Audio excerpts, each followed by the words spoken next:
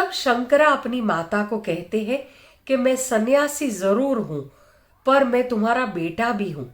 तुम मुझे बताओ तुम्हें क्या चाहिए, तुम्हें मेरे से क्या उम्मीद है। हाँ, हमारे जो भी रिलेटिव्स हैं, हमारे आसपास के लोग हैं, वो सब तुम्हारा ख्याल रखेंगे, पर तुम्हें मेरे से क्या चाहिए, हे माँ तुम मुझे बताओ। हमारे परिवारजन हैं, उन्होंने जैसे मेरे पिता के बाद हम सबका ध्यान रखा, हमारे घर का ध्यान रखा, वैसे ये सब तुम्हारा भी ध्यान रखेंगे। तुम्हारी अंत्येष्टि भी वो बहुत ही अच्छे से करेंगे, पर उसके सिवाय तुम्हें अगर मेरे से कुछ चाहिए तो तुम मुझे बताओ। तब आर्याम्बा कहती है कि मुझे कितना भी मन हो तुम्हें मेरे साथ रखने का, पर मैं तुम्हें रख नहीं सकती हूँ, क्योंकि सन्यासी का धर्म है विचरण करना, तो मैं तुम्हें मेरे साथ नहीं रख सकती। पर मेरा एक ये इच्छा है, मेरी एक प्रार्थना है कि मेरा जब अंतिम समय हो तब तुम मेरे साथ रहो। जब मैं ये शरीर, जब मैं ये देह त्याग कर रही हूं, तब मेरी इच्छा है कि तुम मेरे साथ रहो और मेरी अंत्येष्टि, मेरा जो लास्ट राइट्स है, अंत्येष्टि है, वो भी तुम करो। अगर तुम मेरी अंत्येष्टि नहीं करोगे तो मेरा जीवन में पुत्र प्राप्ति का उद्देश्य क्या रहा। मैंने जो पुत्र के लिए कामना की, मैंने जो पुत्र प्राप्ति के लिए इतनी तप साधना की, उसका फिर मकसद क्या रहेगा अगर मेरी अंत्येष्टि तुम नहीं करोगे तो। तब शंकरा कहते हैं कि माँ तुम्हें जब मेरी जरूरत हो तब तुम सिर्फ मेरा नाम पुकारना, मैं आ जाऊंगा, मैं हाजिर हो जाऊंगा। ये मैंने बहुत सुंदर वीडियो ऑलरेडी पहले डाला हुआ है, मातृक पंचकम, जो शंकराचार्य ने अपनी माता के लास्ट समय पर, जब वो शंकराचार्य आए और उन्होंने जो गाया था और क्या माता ने उनको बताया था, उसका मैंने अलग से वीडियो डाला है, आप जरूर देखना वो मातृ पंचकम वाला वीडियो। और शंकराचार्य आगे माता को आश्वासन देते हैं कि मैं तुम्हारा लास्ट राइट्स, जो अंत्येष्टि है, वो ठीक से हो, वो भी ध्यान रखूंगा। शंकरा कहते हैं अपनी माता को कि ऐसा नहीं मानना कि मैंने संन्यास ले लिया, मैंने तुमको छोड़ दिया है। संन्यास लेने के लिए आशीर्वाद देना वो तुम्हारा सबसे बड़ा ऋण है मेरे पर, तो मैं कभी तुमको छोड़ूंगा नहीं। ऐसा कभी नहीं समझना कि मैं तुमसे अलग हूं।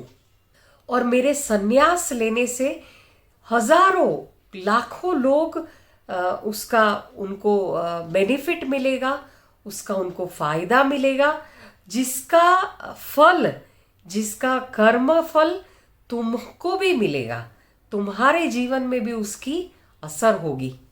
तब कहते हैं बहुत रोते रोते माता शंकरा को जाने की आज्ञा देती है। शंकरा गांव से निकलते हैं, और भी बहुत सारी छोटी छोटी कहानियां हैं, उसके बारे में हम डेफिनेटली आगे बात करेंगे।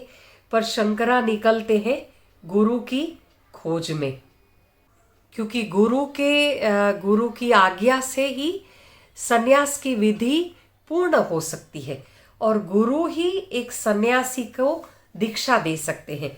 इसीलिए वो जाते हैं गुरु की खोज में, और माता को उन्होंने वचन दिया कि वो वापस आएंगे।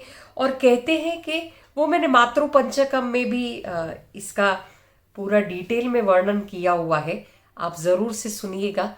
जब शंकराचार्य की माता देह त्याग करने वाले थे, जब उनको पता था कि अब उनका समय नजदीक आ चुका है, यहाँ से जाने का समय आ चुका है, तब उन्होंने शंकराचार्य को स्मरण किया, शंकराचार्य को याद किया। तब शंकराचार्य हिमालय में थे। कहते हैं शंकराचार्य अपनी यौगिक क्रिया से उड़कर अपनी माता के पास पहुंचे थे।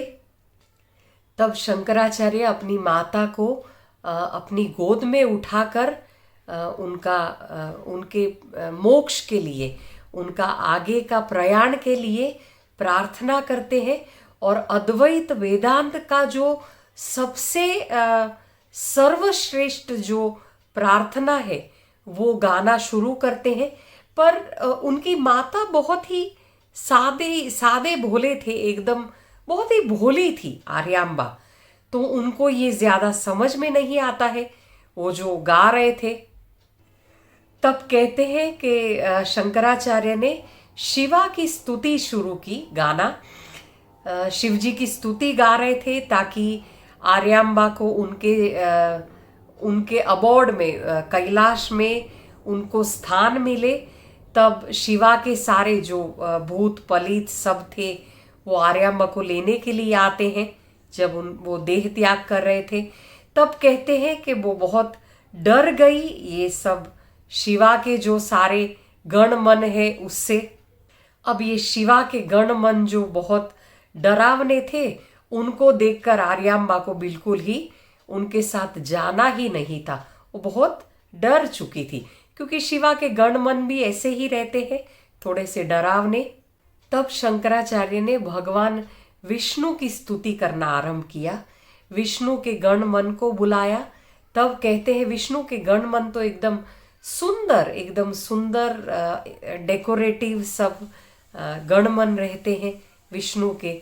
तो वो सारे गणमन आए आर्यांबा को लेने के लिए और कहते हैं भगवान विष्णु के वैकुंठ धाम में आर्यांबा को स्थान मिला और वैकुंठ धाम में वो पहुंच गए।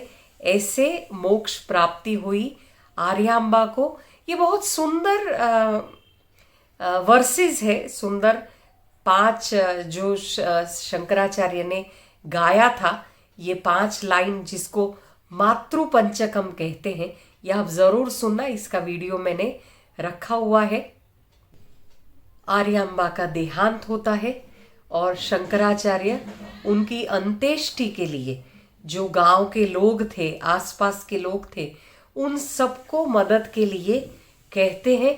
तब सारे लोग, क्योंकि जब अग्नि संस्कार करना होता है, अग्निदाह देना है, तो उसमें एक अलग प्रकार की अग्नि चाहिए जो सिर्फ गृहस्थी के पास रहती है। शंकराचार्य तो गृहस्थी थे नहीं। तब कहते हैं सारे गांव वालों ने उनको अग्नि देने के लिए मना किया था और शंकराचार्य इतने क्रोधित हुए थे तो शंकराचार्य ने वो सारे जो ब्राह्मण्स फैमिली जो थे उनको श्राप दिया था और कहते हैं वो श्राप आज तक कंटिन्यू है, वो जो कई ब्राह्मण्स फैमिली है उसमें।